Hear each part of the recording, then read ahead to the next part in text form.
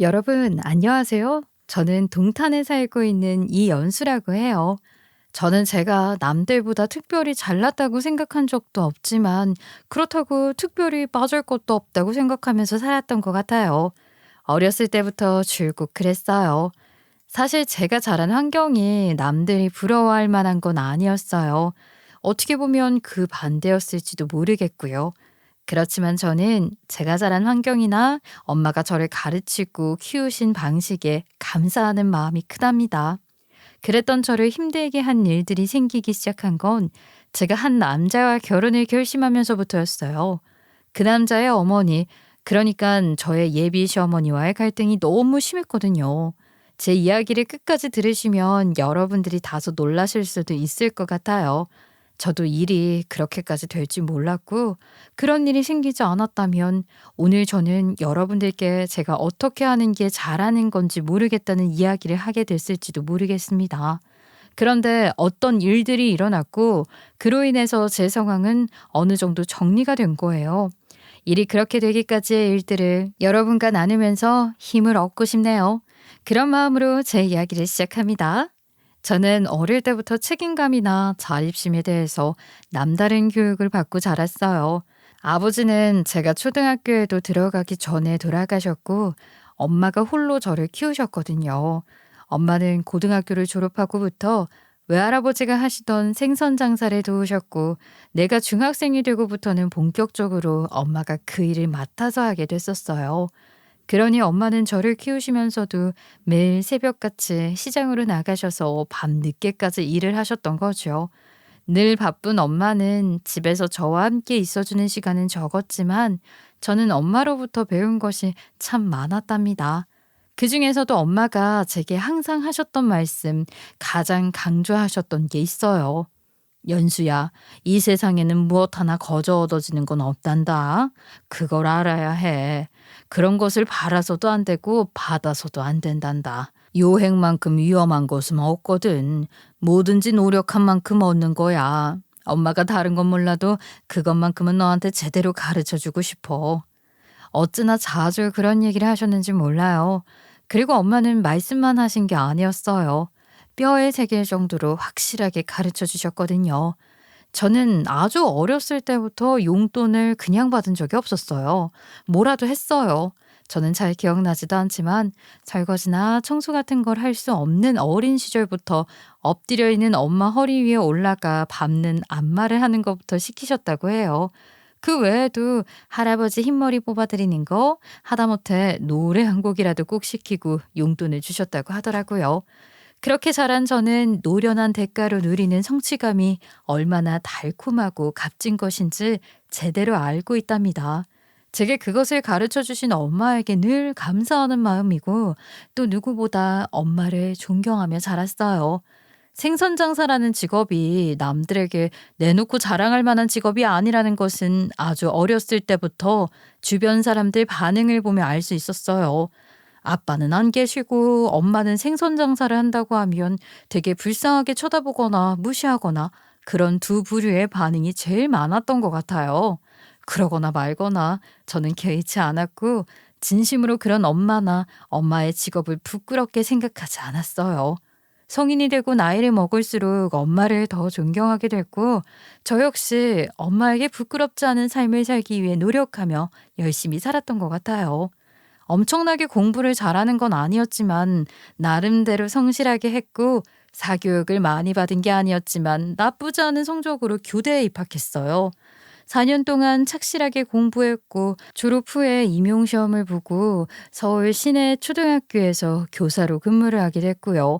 이만하면 무난하게, 아니, 이 정도면 나름 모범적으로 살아왔다고 생각해요. 그렇지 않나요? 예비신랑과는 대학 때 참여했던 헤비타트 봉사활동에서 만났어요. 성격도 좋고 사람들과도 잘 어울리는 인싸 기질이 있는 친구여서 여유로운 집에서 잘 자란 아이인가 보다 막연히 그렇게 생각했는데, 알고 보니 그게 아니었더라고요. 어쩌다 둘이서 이야기를 할 기회가 생겼는데, 그전까지 그다지 친한 사이는 아니었기 때문에 조심스러웠던 제게 예비신랑은 스스럼 없이 자기 얘기를 하는 모습에 저도 경계를 허물게 됐던 것 같아요. 나는 헤비타트 봉사를 시작한 지 꽤 됐어. 이번이 벌써 5번째로 참여하는 거야. 기회가 되면 해외 봉사도 가고 싶긴 한데, 그보다는 지금 당장 할 수 있는 국내 봉사가 더 좋은 것 같기도 해. 아, 그렇구나. 나는 이번이 처음이야. 봉사활동에 관심이 많아서 이런저런 여러 가지 봉사를 해보긴 했는데, 집 짓는 봉사는 처음 해보는 거야. 궁금하기도 하고 경험 삼아 신청한 건데, 생각보다 훨씬 보람이 있는 것 같긴 해. 어렸을 때 우리 집이 정말 가난했거든. 아버지가 일찍 돌아가시고 엄마랑 둘이 당장 살 집이 없을 정도로 가난했대. 그래서 친척집을 전전한 적도 있었고, 믿기 어려울 정도로 열악한 환경의 집에서 살았던 적도 있어. 요즘 세상에 이런 집이 있나 싶은 집 말이야. 그래서 쾌적하고 따뜻한 잠자리를 제공하는 집의 중요성을 누구보다 깊이 공감해. 누구보다 일찍 깨닫기도 했고, 부잣집 도련님으로 아무 걱정 없이 자랐을 것 같은 이미지였던 예비 신랑의 뜻밖의 모습에 저는 더 호감을 느끼게 됐어요. 그렇게 예비 신랑을 만난 이후로 저 역시 헤비타트 봉사활동에만 여러 번 참여하면서 예비 신랑과의 친분을 쌓았죠. 그 정도로 예비 신랑과 잘 맞았고, 또 그런 만큼 더 많이 알아가고 싶었던 것 같아요. 예비 신랑과 저는 아버지가 계시지 않고 홀어머니 밑에서 자랐다는 공통점을 비롯해 정서적인 유대감이 여러 면에서 생겼어요. 그 덕분에 알게 된 기간에 비해 서로를 깊이 이해하는 사이가 됐고요. 그렇게 연인이 되었고, 예비 신랑이 노무사 시험에 합격해 결혼을 약속한 사이가 된 지금까지 더 바랄 것이 없게 잘 지내고 있었는데, 한 가지 걱정스러운 건 예비 시어머니였어요. 예비 신랑에게 듣기로 예비 시어머니는 어린아들을 데리고 참 고생을 많이 하셨대요. 그렇게 고생을 하다가 하게 된 일이 세신사 일이었다고 하더라고요. 특별한 기술이 없었던 예비 시어머니는 처음에는 식당에서 일을 했는데 주방 일을 잘하지 못해서 힘들어했고, 결국 식당을 그만두고 다른 일을 찾다가 정착한 것이 그 일이었다고 하더라고요. 우리 엄마가 음식을 하는 것 같은 일에는 영 소질이 없었지만 사람 상대하는 건 잘하셨거든. 주방 일에서는 어설펐어도 세신 일에서는 손끝이 야무지셨는지 엄마를 지정해서 차는 단골도 금세 생기고 그랬다고 들었던 것 같아. 그런 덕분에 스카우트 제안을 받아가며 목욕탕을 옮겨 다니시고 그랬대. 우와, 그렇구나.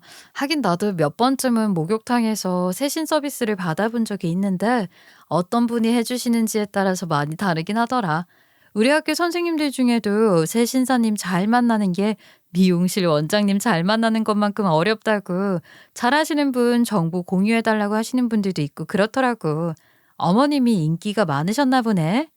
그랬다나 봐.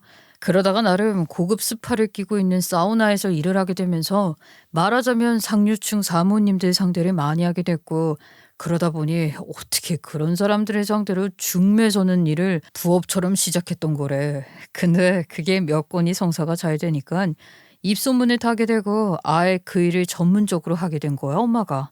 뉴스에 나오거나 검색하면 나오는 사람들, 뭐 그런 사람들 자식들 혼사도 몇 건이나 성사시키고 그러셨다고 하더라고.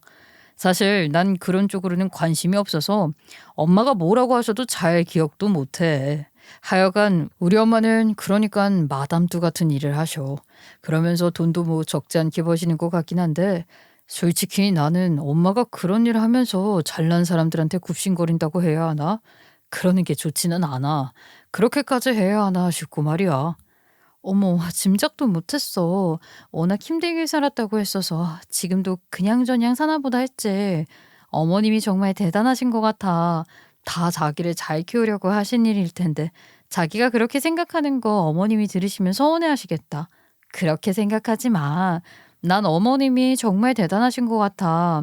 우리 엄마나 어머님이나 그 젊은 나이에 혼자 되셔서 우리를 이만큼 잘 키워주신 거잖아. 그래, 그렇게 말해주니까 고맙기도 해. 사실 나는 우리 엄마 직업을 누구한테 얘기하는 게 떳떳하지가 않아. 그래서 친한 친구들한테도 잘 얘기 안 하거든. 목욕탕에서 세신 일을 하셨을 때는 오히려 그렇지 않았던 것 같아. 내가 이상한 건지 뭔지 나도 잘 모르겠지만 무튼 그랬었는데, 당신이 그렇게 말해주니까 힘이 되네. 고마워.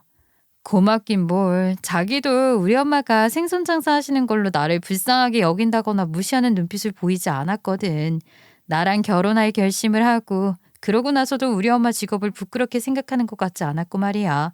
나도 마찬가지야. 자기 어머니가 어떤 일을 하시든 난 그걸로 부끄럽게 생각한다거나 어떤 기준으로 판단할 마음이 없어. 그런데 어머님이 그렇게 대단한 사람들 중매 서는 일을 하신다고 하니까 조금 걱정이 되긴 한다. 자기 결혼에 대해서도 기대하시는 게 있을 거 아니야. 홀로 그렇게 힘들게 키운 외아들인데 왜 안 그러시겠어? 기대도 크실 테고 또 그만큼 신중하기도 하실 게 분명하잖아. 혹시라도 나를 마음에 들어하지 않으시면 어떡해?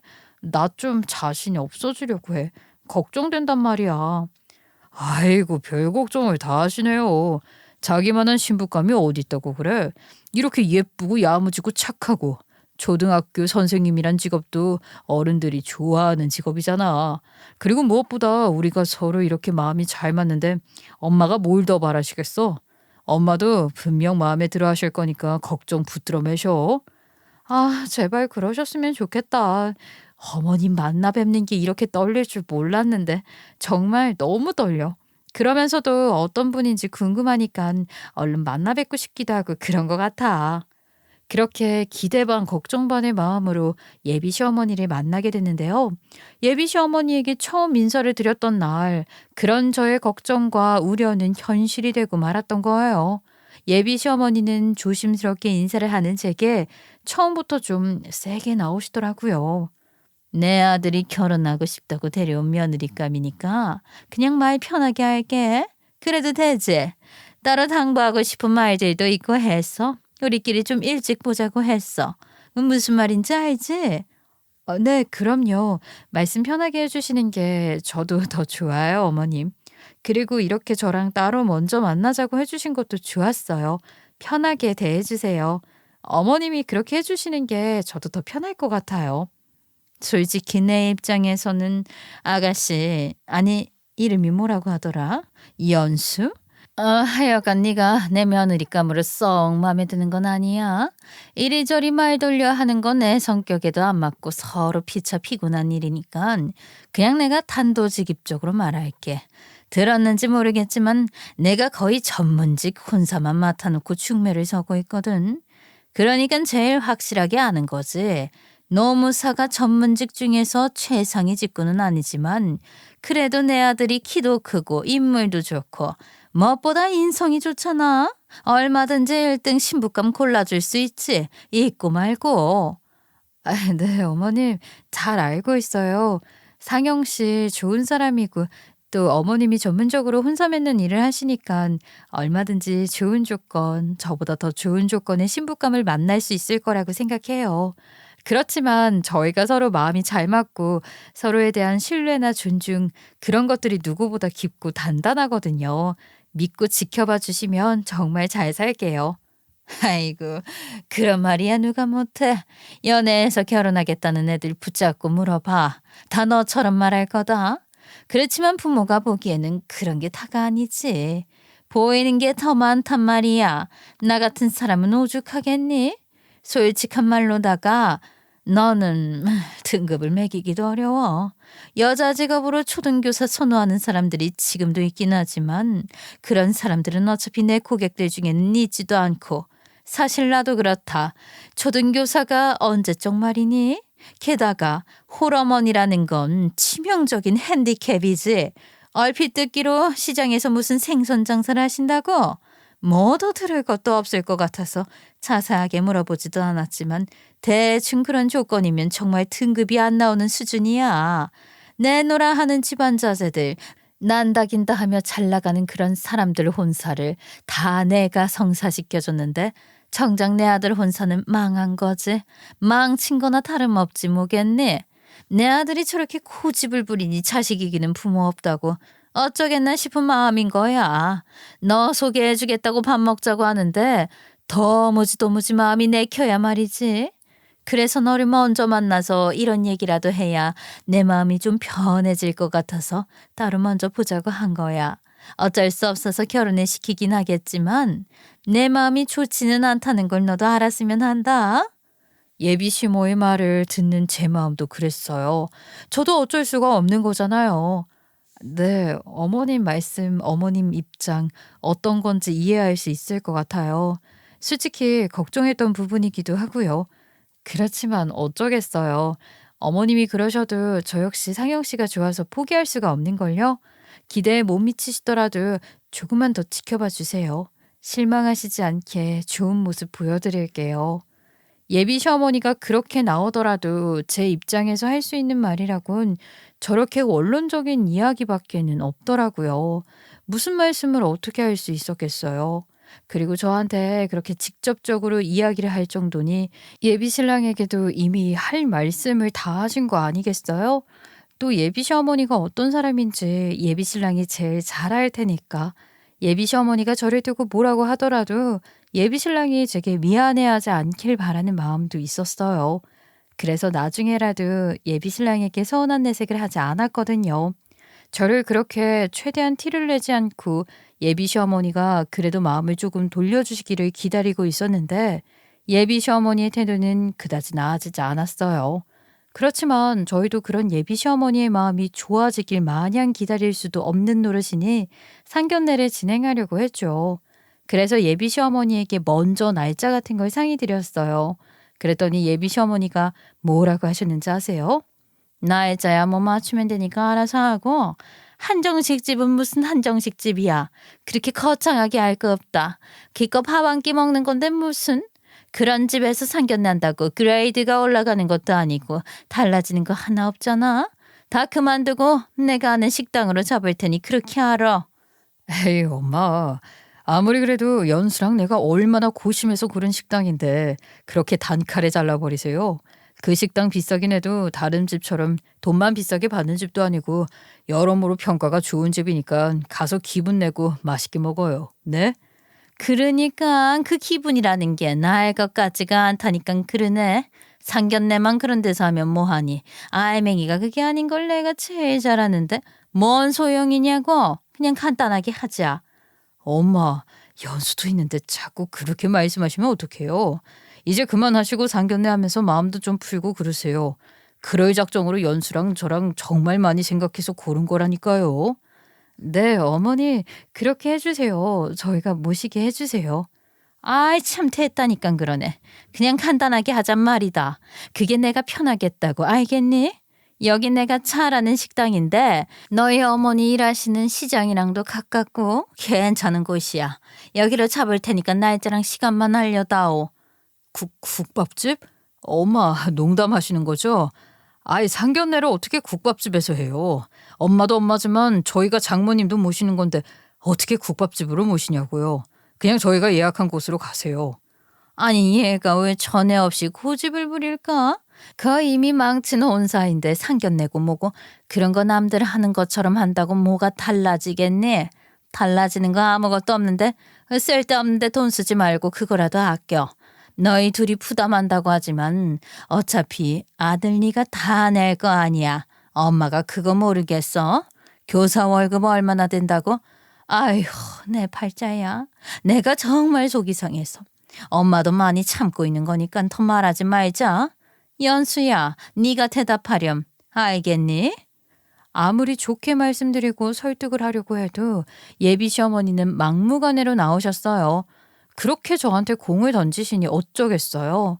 더 이상 뭘 어떻게 말씀을 드릴 수도 없더라고요. 그래서 할 수 없이 국밥집에서 상견례를 하기로 하고 저희 엄마께도 제가 잘 말씀드릴 수밖에 없었죠. 엄마, 상영 씨 어머님이 생각보다 소탈하신 분인가 봐. 괜히 그런 허례허식에 돈 낭비할 필요가 없다고 하시면서 간소하게 하자고 그러시네. 한다 하는 집 혼자 맺어주시는 일을 하시는 분이라고 해서 내가 좀 선입견을 갖고 있었나 봐. 괜히 먹는데 큰돈 쓰지 말라고 생각해 주시더라고. 그리고 엄마 바쁜 거 다 아신다면서 저 일부러 엄마 시장 근처 식당으로 잡으라고 하시더라고. 배려를 많이 해주셔서 감사하지 뭐. 애써 그렇게 둘러대긴 했지만 저희 엄마가 눈치가 얼마나 빠르신 분인데요. 아마 이미 다 짐작하셨을 것 같더라고요. 게다가 예비 시어머니가 저희 엄마 앞이라고 말을 조심한다거나 예의를 차릴 사람 같지 않아서 상견례 날을 앞두고 걱정이 이만저만이 아니었습니다.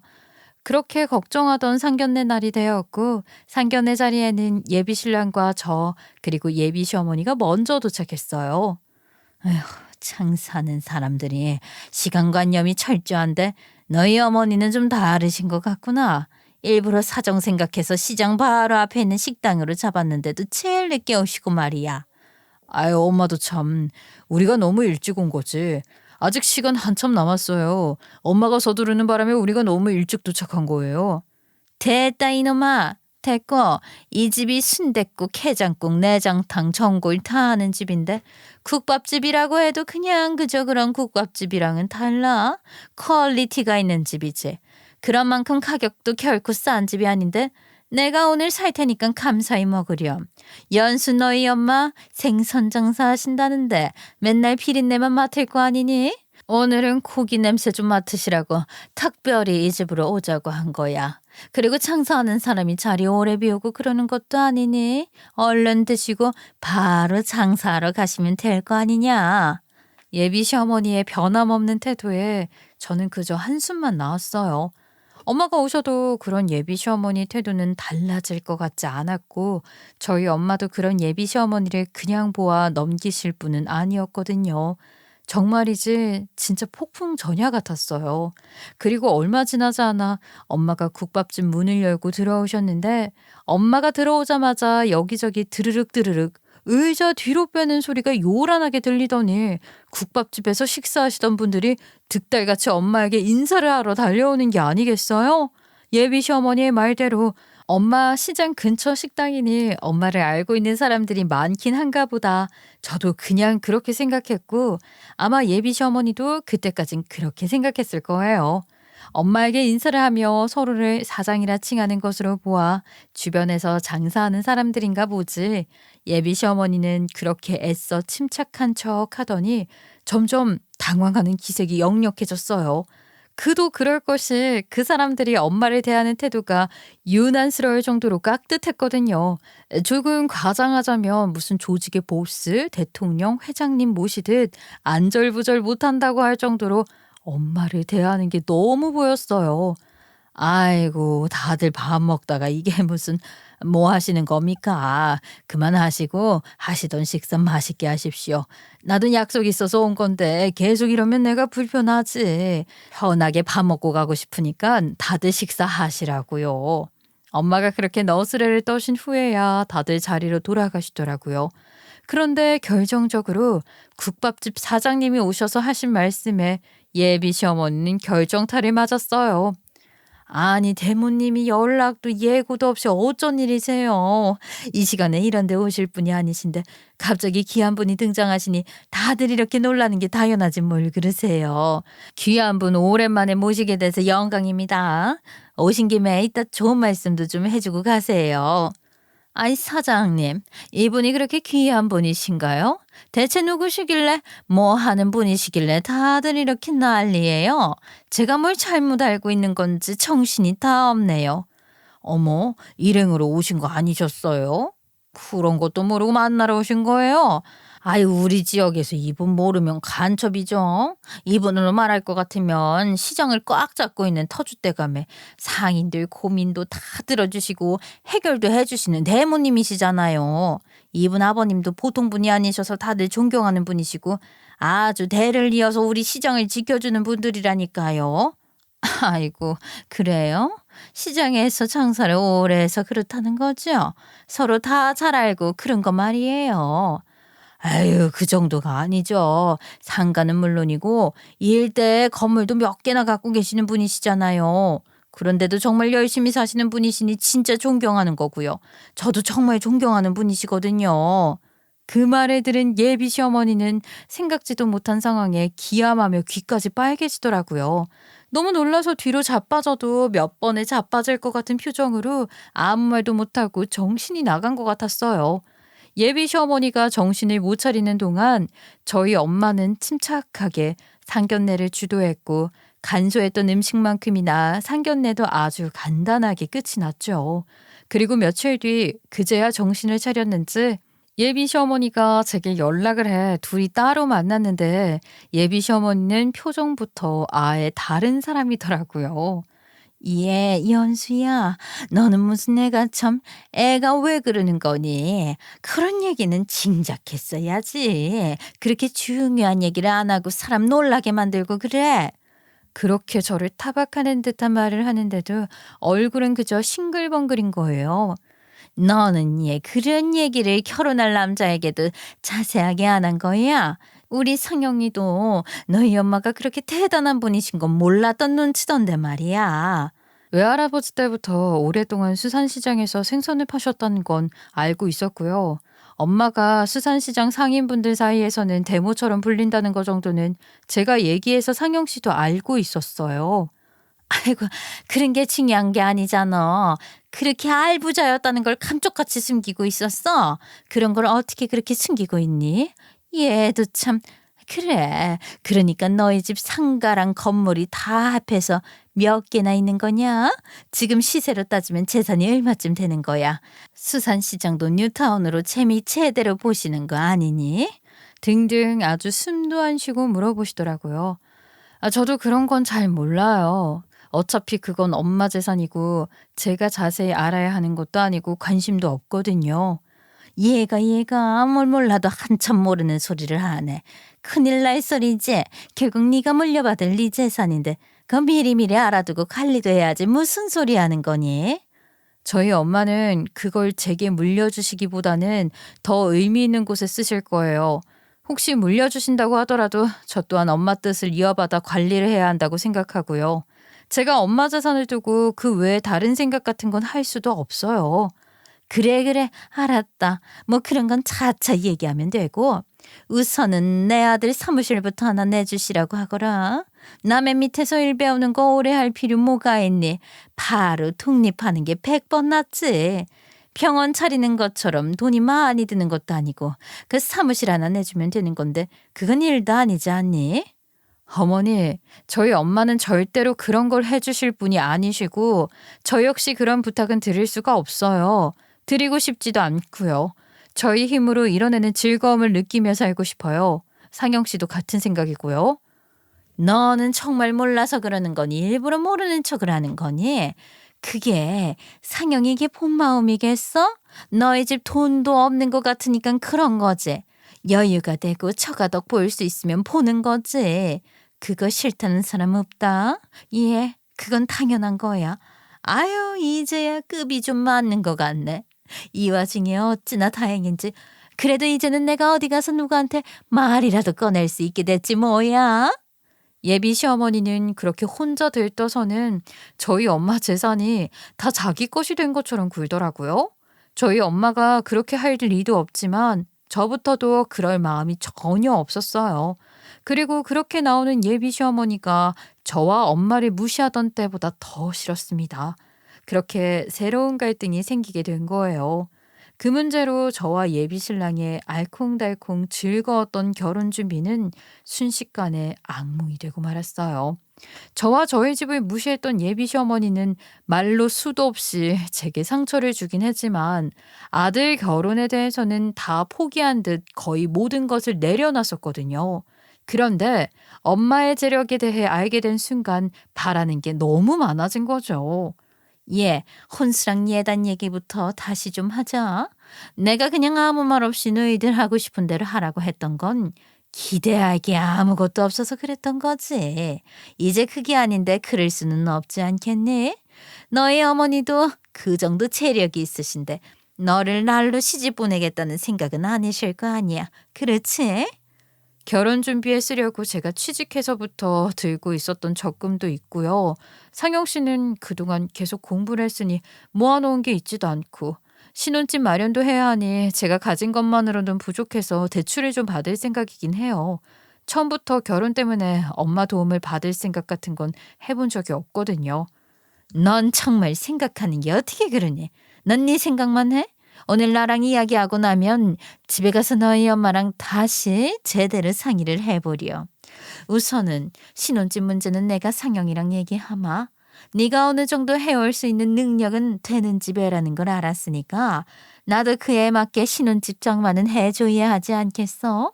나도 그 정도 양심은 있다, 야. 신혼집은 내가 해줄 테니까 너는 거기에 맞게 제대로 갖춰서 혼수 넣을 생각만 하면 된다. 잘 모르겠다 싶으면 바로 나랑 상의만 하면 돼. 괜히 너희들끼리 상의해서 하지 말고 말이야. 내가 그쪽으로는 도사 아니니 도사. 내가 다 알아서 해줄 테니까 걱정을 마. 그리고 예단도 신혼집 해주는 수준에 맞춰서 리스트 만들어 줄 테니까 그렇게 알고 너희 어머니께도 그렇게 말씀드리렴. 이런 건 미리 알려드려야 해. 원래 부동산이라는 게 갑자기 처분을 하려고 하면 어렵고 그렇단다.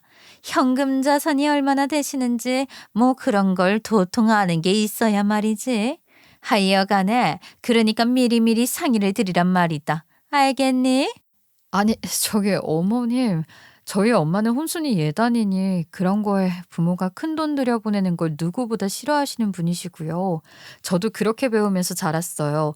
제가 모은 돈으로 준비할 수 있으니까 결혼하겠다는 말씀도 드릴 수 있었던 거거든요.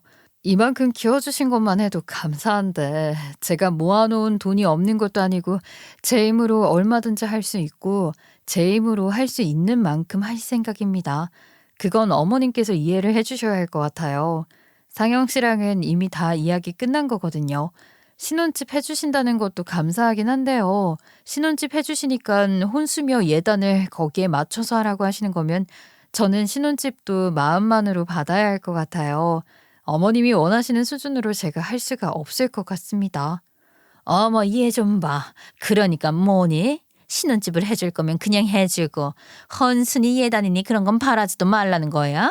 너 그게 무슨 그런 심보가 다 있니? 이거 완전 양아치 심보잖아.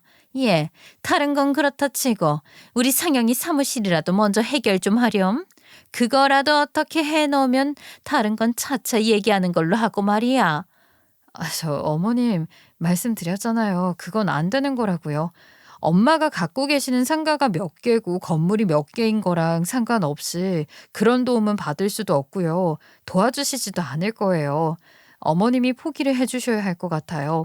상영 씨도 그런 기대 같은 건 애초에 없는데 어머님께서 계속 이러시면 저희도 너무 힘들어요. 어머니 이해해 주세요. 예비 시어머니는 그런 식으로 혼수는 물론 예단 품목에 대해 따지고 들기 시작했고 예비 신랑의 사무실 문제도 지속적으로 거론을 하더니 결국 저희 엄마에게까지 직접 이야기를 하기도 한 거예요. 그럴 마음이 전혀 없는 저희 엄마는 예비 시어머니가 그러거나 말거나 너무나도 태연하게 들은 채 만차 하셨고요. 그러니 예비 시어머니는 끈질기게 저를 물고 늘어졌어요. 세상에 세상에 내가 네가 아무리 그렇게 말해도 설마 설마 했는데 너희 엄마는 정말이지 너 시집 보내면서 한 푼도 쓸 마음이 없으시더구나. 네가 모아놓은 걸로 지들끼리 알아서 할 거라면서 두 말도 못 붙이게 하더라고. 나 거의 쫓겨나왔어 얘. 이게 말이나 되니? 제가 여러 번 말씀드렸잖아요. 그건 이미 오래전부터 저랑 저희 엄마 그리고 상영 씨까지도 모두 얘기가 된 건데 이제 와서 어머님께서 이러셔도 바뀌는 게 없어요. 여러 번 말씀드렸지만 저 또한 생각을 바꿀 마음이 없거든요. 그냥 저희가 생각했던 대로 준비해서 결혼할 수 있게 지켜봐 주세요. 아이 그러시기를 하셨던 거잖아요. 예? 그건 내가 다 포기하고 어디 코 하나 침배 없는 애 며느리로 드린다고 생각했을 때니까 그랬던 거지. 여기저기 그래도 사돈 될 사람 재력이 대단하다고 자랑도 다 해놨는데 며느리가 빈손으로 시집 온다는 게 이게 말이나 되냐고. 그럴 수는 없는 거 아니니? 너도 내 입장이 돼서 한번 곰곰이 생각해보렴. 어머님, 솔직히 저는 어머님 입장을 이해하기가 어렵습니다. 저희 엄마 재산은 제 것이 아니고요. 저나 저희 엄마, 심지어 상영 씨까지도 그럴 마음이 전혀 없는데 어머님 혼자 막무가내로 저희 엄마 재산을 이렇게 해라 저렇게 해라 하시는 걸 어떻게 이해하나요? 저한테 더 이상 이런 말씀 안 하셨으면 좋겠어요. 죄송합니다. 정말이지 그런 식으로 예비 시어머니에게 시달리는 것을 더 이상 감당하기 힘든 지경에 이르렀어요. 그래서 저는 진지하게 파혼을 해야 하는 건 아닌지 그런 생각까지 하게 된 거죠. 그렇지만 예비 신랑을 사랑하는 마음이 너무 커서 정말 괴로웠고 스트레스가 너무 심해서 위경련으로 응급실에 실려가는 사태까지 벌어졌어요. 상황이 그렇게까지 되니 결국은 예비 신랑이 결단을 내리더라고요. 자기가 이렇게까지 힘들어하는데 내가 해줄 수 있는 게 뭐가 있을지 정말 많이 생각해 봤어. 아무리 생각을 해도 내가 엄마를 안 보고 사는 수밖에 다른 방법이 없겠더라. 내가 엄마랑 연을 끊어야 엄마도 자기를 괴롭히는 걸 그만둘 거야. 아이, 그런 마음까지 먹어줘서 고마워. 진심이야. 정말 그렇게까지 생각해줘서 너무 고마운데, 솔직히 그랬으면 하는 마음이 큰 것도 사실이야. 근데 자기가 과연 그럴 수 있을까? 지금은 괜찮다고 하지만 그래도 힘들게 자기를 키워주신 분이잖아. 그런 분을 안 보고 살 수 있을까? 그리고 자기를 그렇게까지 하게 하고 과연 내가 행복할 수 있을까? 나는 정말 모르겠어. 알아. 우리 엄마가 나를 어렵게 키운 것도 알고 고생을 많이 한 것도 알아. 그렇지만 자기가 그렇게 힘들게 살았으면서 그렇게 무시당하고 살았으면서 자기나 장모님 노골적으로 무시하는 거 보면서 나는 너무나 부끄러웠어. 내 엄마가 아니었으면 좋겠다는 생각을 얼마나 많이 했는지 몰라. 그런데 장모님 재산이 그렇게 많다는 걸 알고 나서는 이제 또 그걸 갖고 자기를 괴롭히잖아. 우리 엄마지만 나도 더 이상은 엄마 편을 들 수가 없고 나도 그런 엄마는 싫어. 안 보고 살고 싶어. 자기 엄마를 안 보고 살아도 괜찮다고 그러고 싶다고 말하는 예비 신랑의 마음이 너무 이해가 되기도 했고 또 한편으로는 고맙기도 했지만 선뜻 그 마음을 받아서 그러라고 할 수는 없더라고요. 그렇잖아요. 절대 쉬운 일이 아니죠. 저희 엄마도 너무 어려운 문제라고 말씀을 많이 아끼셨고요. 그런데 그러던 중 뜻밖의 얘기를 듣게 된 거예요. 그날 국밥집에 계셨던 사장님들 중 한 분이 저희 엄마에게 이상한 얘기를 했다는 거였죠. 긴가민가 확실하지가 않아서 확인을 좀 해보느라 시간이 좀 걸렸다고 하시면서 자기가 제대로 본 게 맞는 거였다고 예비 시어머니에 대한 이야기를 하신 거예요. 세상에, 알고 보니 예비 시어머니는 그렇다 하는 집안 중매를 서는 일도 하지만 그런 집 자제들에게 얼굴 반반한 여자들을 소개하는, 말하자면 포주 같은 일도 하고 있었다는 얘기였어요. 쉬쉬하며 아는 사람들만 아는 얘기인데 그 사장님 조카가 변호사 시험에 합격해서 대형 로펌에 들어가게 됐는데 예비 시어머니가 접근해서 혼담을 넣으려고 했다는 거죠. 근데 그게 잘 안 되고 일이 틀어진 모양인데 그러면서 결혼할 여자 말고 연애만 할 여자도 소개해 줄 수 있다고 하면서 슬쩍 얘기를 꺼내더래요.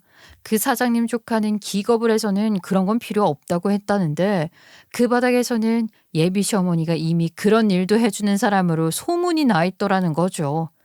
아, 윤 사장이 그 얘기를 하는데 내가 정말 쥐구멍이라도 찾고 싶었다. 세상에 무슨 그런 일을 한다는 건지. 우리나라에서는 명백히 불법인 일 아니니 법을 떠나서 그런 생각을 할 수 있는 사람이라고 해도 기야말 판인데 그런 일을 알선하는 사람이라는 건데 이걸 내가 어떻게 받아들여야 하니. 연수야, 너도 몰랐지? 상영이도 모르는 거 아니니? 그래, 걔도 지 엄마가 그런 일까지 하는 줄은 모르는 것 같더라. 세상에, 어떻게 이런 일이 다 있냐고. 예비 시어머니가 그런 일까지 하는 사람이라는 사실에 저와 엄마는 너무 충격을 받았고 결국 예비 신랑에게도 그 얘기를 할 수밖에 없었어요. 저 혼자서는 도저히 감당할 수가 없었고 또 누구보다 예비 신랑이 알아야 하는 일이라고 생각했거든요.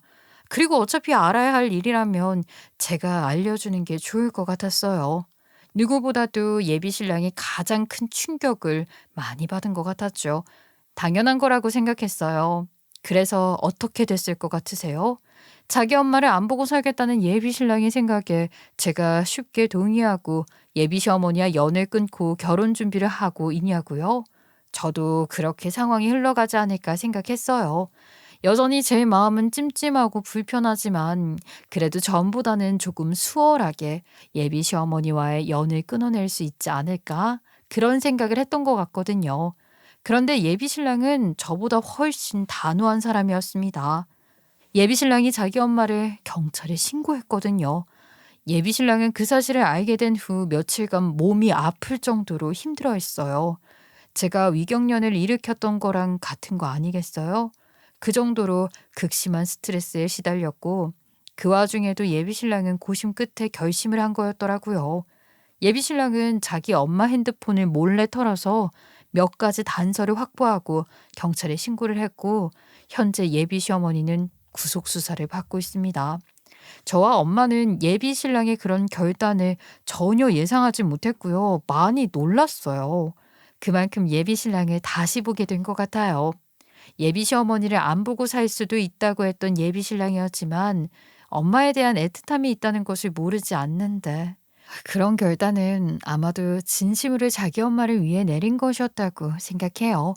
제게 보인 행동들만으로도 자기 엄마에 대한 실망이 컸을 텐데 그런 일들까지 하는 사람이라는 걸 알게 됐으니 지금까지 그렇게 번 돈으로 자기가 공부하고 먹고 썼다는 것을 어떻게 받아들일 수 있을까 말이에요.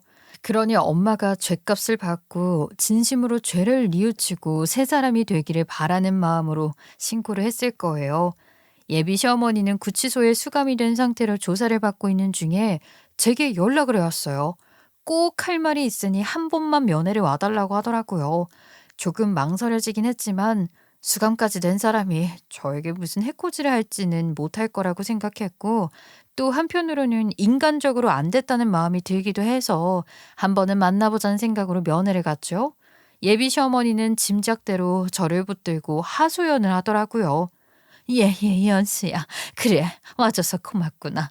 상영이 놈은 전화를 해도 받지도 않고 아무리 말을 전해도 전혀 답을 주질 않더라. 그래서 내가 너를 부른 거야. 내가 지은 죄가 많아서 이런 꼴을 다 보인다만 다 살아보려고 하다가 저지른 일이 아니겠니. 상영이한테 네가 말 좀 잘해주렴. 내가 벌 받게 되는 거야. 이제 와서 어쩌겠어. 증거도 다 드러난 마당에 어쩔 수 없다는 거 알아. 벌 받아야지. 너희가 그래도 나를 애미라고 생각한다면 제대로 된 변호사 붙여서 형량이라도 좀 줄일 수 있게 도와주면 제일 고맙겠지만 그건 내가 뭐라고 하겠니? 너희들이 선택할 일이지. 그것보다 우리 상영이한테 나 보러 한 번만 가라고 네가 설득 좀 해줘라. 내가 우리 아들 얼굴 보고 하고 싶은 얘기가 있어서 그래. 어머니, 저도 여기까지 와서 어머님 뵙는 마음이 편하지는 않아요. 그리고 와야 하나 말아야 하나 고민도 많이 했고요. 그래도 한 번은 배워야 할 것 같아서 찾아뵙기는 하는 건데 그렇다고 제가 어머님을 도와드릴 마음으로 온 건 아니에요. 상영 씨한테 제가 무슨 얘기를 할 수 있다고 생각하세요? 어머님, 지금 제일 힘든 게 누구라고 생각하시냐고요. 상영 씨가 얼마나 힘들지 생각해 보셨어요? 지금 상영 씨를 만나서 얼마나 더 힘들게 하려고 그러세요. 상영 씨가 어머님 연락을 받지 않는 건 그럴 만한 이유가 있어서라고 생각해요. 저는 그런 상영 씨 생각을 존중할 거고요. 옆에서 잘 보살피겠습니다. 그걸로 위안 삼으시고 건강 잘 챙기세요. 제가 드릴 수 있는 말씀은 더는 없는 것 같네요. 뭐야? 인연이? 내가 좀 굽히고 들어가 줬더니 진짜 네가 뭐라도 된 건 줄 알아? 내 아들이 나 안 보고 살 수도 있다고 했다지? 그게 진심일 것 같아. 지금은 내 아들도 너무 놀라서 그러는 거지. 나는 내 아들 심정 다 이해한다. 내가 그렇게 만든 거야. 그건 내가 알아. 그렇다고 해서 내 아들이 나를 영영 안 보고 니년 치마폭에 쌓여서 평생 그렇게 살 수 있을 것 같아. 내 아들한테 나에 대한 이야기를 해서 결국은 내 아들이 지손으로 나를 신고까지 하게 만든 거? 그거 다 니년이 계획한 거 아니냐고. 니년이랑 니년 엄마가 공모해서 내 아들 협박한 거나 다름없단 말이야. 그 상황에서 내 아들이 뭐 어쩔 수가 있겠니. 그렇지만 내 아들도 머지않아 알게 될 거야. 알고 말고. 그때 가서 내가 너희 모녀 가만히 둘 것 같아? 징역? 까짓거 살고 나가면 그만이야. 무서울 것도 없어. 내가 여기서 나가면 내 아들 되찾고 너희 모녀 무너지는 꼴 보고야 말 거다. 정말 어머님은 도저히 어떻게 할 수가 없는 분이시네요. 그래도 저는 어머님이 여기서 벌 받으시면서 조금이라도 뉘우치신다거나 그렇게 변하시길 바랐어요. 그게 상영 씨를 위해서도 가장 좋은 일이니까요. 그런데 이제는 저도 어머님이 절대 변하지 않을 분이시라는 걸 너무 잘 알겠어요. 그런 헛된 희망 같은 거 남지 않게 해주셔서 감사하네요. 이제는 상영 씨가 어머님 동정하는 마음 생겨서 약해지는 모습 보이면 제가 말릴 거예요. 어머님이 어떤 분이신지, 저한테 뭐라고 하셨는지 그런 거 이제 더 이상 봐드리고 감싸드릴 생각 같은 거 없다고요. 누구보다도 상영 씨가 제대로 알아야 하니까요. 어머님이 무슨 일까지 하시는 분인지 상영 씨한테 알렸던 것처럼 어머님이 저한테 하신 말씀들도 다 말할 거예요. 앞으로 아들 볼 생각 안 하시는 게 좋을 겁니다. 예비 시어머니는 구속 수사를 받고 있고 드러나는 증거들이 명확하니 실형을 살게 될 거예요. 그런 중에 저와 예비 신랑은 계획대로 결혼식을 올릴 예정으로 마지막 준비를 하고 있답니다. 예비 시어머니와의 절연을 고민하고 있던 자의 고민이 자연스럽게 사라진 거나 다름없었죠. 물론 예비 시어머니가 죄를 다 받고 나오게 되면 또 다른 상황이 될 수도 있겠지만 저는 그때도 예비 신랑이 현명한 판단을 할 것이라고 믿고 있어요. 그리고 예비 시어머니가 그때라도 새 사람이 되어 제대로 살아보기를 원한다면 그보다 뭐 좋은 일은 없다고 생각합니다. 하지만 사람 본성이 뭐 쉽게 변할까 싶기도 해요. 지금은 그저 예비 신랑과의 행복한 결혼 생활에 대한 생각만 하고 싶을 뿐이에요. 다른 생각, 특히 예비 시어머니에 대한 생각은 정말이지 안 하고 싶어요. 오늘 여러분께 이런 제 이야기를 하기까지도 마음이 쉽게 먹어지는 건 아니었어요. 쉬운 이야기는 아니니까요. 그렇지만 그럴수록 더 많은 축하를 받고 싶다는 생각이 들어서 용기를 낼 수 있었어요. 힘들게 하는 결혼이니만큼 더 많은 축하를 받고 싶거든요. 여러분, 저 결혼해요. 축하해 주실 거죠? 그리고 저의 긴 이야기 들어주셔서 너무 감사합니다. 항상 행복하시길 바라겠습니다.